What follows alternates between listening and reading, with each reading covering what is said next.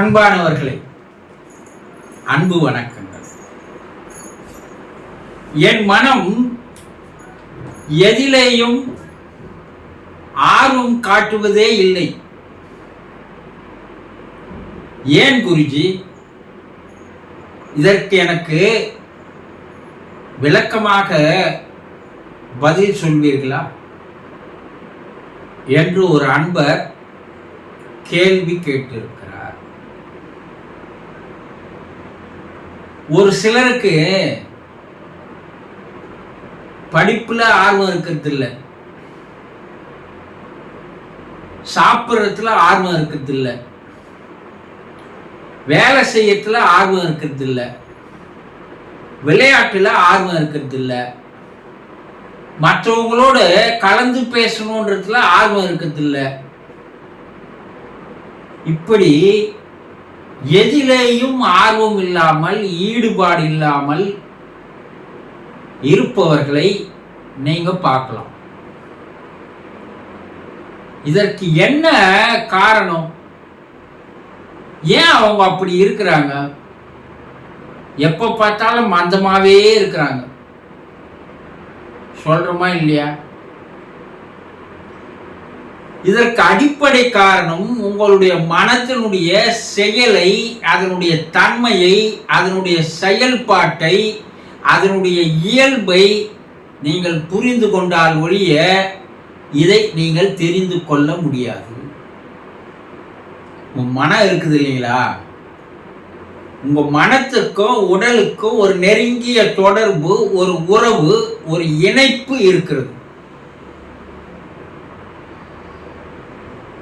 உடம்புக்கு எதுனா ஆனா மனமும் பாதிக்கும். மனத்திற்கு ஏதாவது ஏற்பட்டால் உடலும் பாதிக்கும். இரண்டும் ஒன்றோடு ஒன்று இணைந்தது. இப்போ உங்களுடைய உடல் எந்த வேலையும் செய்யாத சோம்பேறித்தனமா அந்த உடலை நீங்கள் பழக்கப்படுத்தினால் மனமும் அதையேதான் விருப்பப்படும்.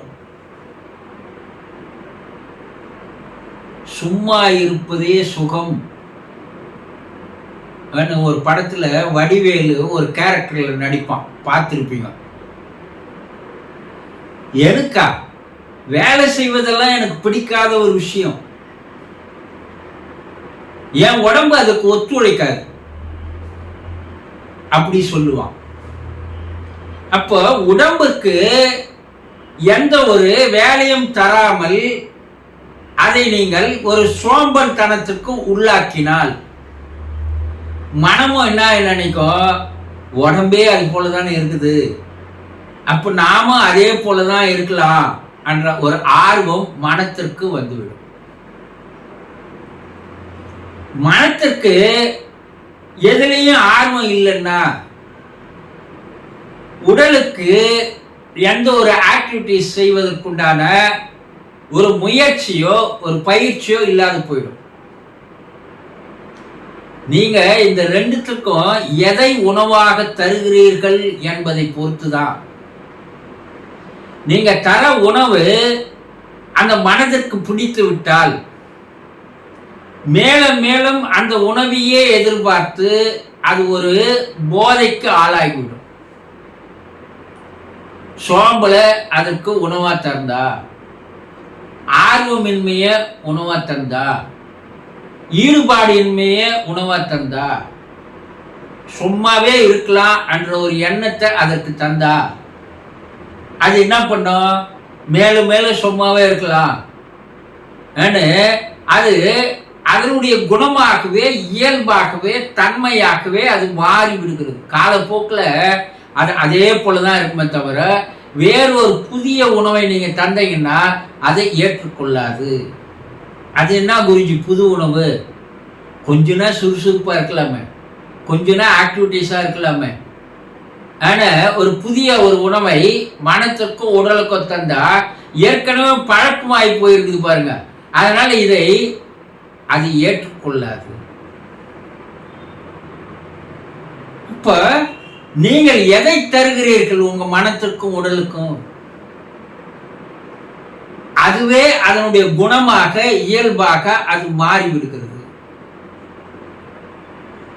ஆரம்பத்திலிருந்தே நமக்கு எது மேலேயும் அக்கறை இல்லை, எது மேலேயும் ஈடுபாடு இல்லை, எது மேலேயும் ஆர்வம் இல்லை, எது மேலேயும் கவனம் இல்லை அப்படின்னு ஆரம்பத்தில் நீங்க அதற்கு உடலுக்கும் மனதிற்கும் அந்த உணவை நீங்க தந்திருப்பீங்க. அது அந்த பழக்கத்திற்கு உடலும் மனமும் அடிமையாயிடுச்சு. அதுல இருந்து வெளிவர முடியுமா? முடியாது. குடிச்சா கவலையை மறந்துடலாம் ஆனா யாரோ சொன்னான்றதுனால குடிப்பழக்கத்துக்கு ஆளாகிறான். மனம் என்ன பண்ணுது? ஆமா ஆமா குடிச்சா கவலை போயிடும் அப்படின்னு மனம் என்ன பண்ணுது? பதிவு செய்து கொள்கிறது.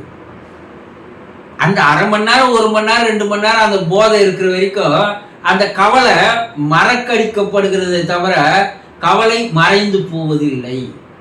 அது போதை தெரிஞ்சா மறுபடியும் அந்த கவலை என்ன ஆயிடும்? வந்துடும். இப்போ மனம் அந்த 2 மணி நேரம் 3 மணி நேரம் கவலையை மறந்ததுனால இப்போ மனம் என்ன நினைக்குது? குடிச்சா கவலை போயிடும். ஆனால் உனக்கு மறுபடியும் அது என்ன பண்ணுது? ஞாபகப்படுத்துகிறது. ஏன்னா அந்த உணவை அந்த மனத்திற்கு நீங்க அதை உணவா தந்துட்டீங்க. இப்போ மனம் அது பழக்கம் ஆயிடுச்சு. இப்போ மனம் என்ன பண்ணுது? அதை மறுபடியும் உங்களுக்கு எடுத்து காட்டி அதில் ஈடுபட செய்கிறது. இப்போ மனம் கெட்டு போச்சா? இப்போ குடிக்க உடல் என்ன ஆகும்? கெட்டு போயிடும். இந்த உடல் என்ன பண்ணும்? ஏந்து ஒரு வேலை செய்யலாமா, இல்ல ஒரு சுறுசுறுப்பா எதனா ஈடுபடலாமா, இல்ல உழைக்கலாமா? நினைக்கவே நினைக்காது. அது என்ன பண்ணும்? அதற்கு என்கரேஜ் பண்ண வேண்டியது மனம்தான். ஆனா மனம் என்ன பண்ணுது? போதிலேயே இருப்பதை போன்ற ஒரு உணர்வை அவனுக்கு ஏற்படுத்திடுது. அப்போ மனம் எதை நீங்கள் உணவாக தருகிறீர்கள்?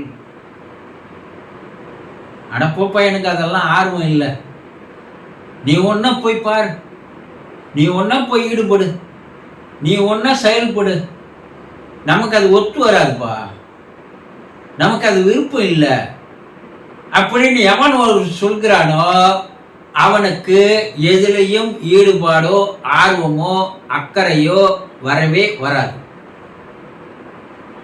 இதில் நீங்கள் சரியாக புரிந்து கொண்டால் அப்ப அந்த மனசை நீங்க எப்போ கொஞ்ச நாளைக்கு அது போல அடிமை ஆயிட்டீங்க, இப்ப அதுல இருந்து வெளியே வரணும்னா முடியாது. ஆனா அதுக்கு ஒரு வைராக்கியம் வேணும், ஒரு மன துணிவு வேணும், மன வலிமை வேணும், மன உறுதி வேணும். கொஞ்ச நாளைக்கு அந்த மனசோடு நீங்க சண்டை போட்டு ஆகணும். மனம் உங்கள் கட்டுப்பாட்டுக்குள் வருகின்ற வரை இந்த போராட்டம் தொடரும்.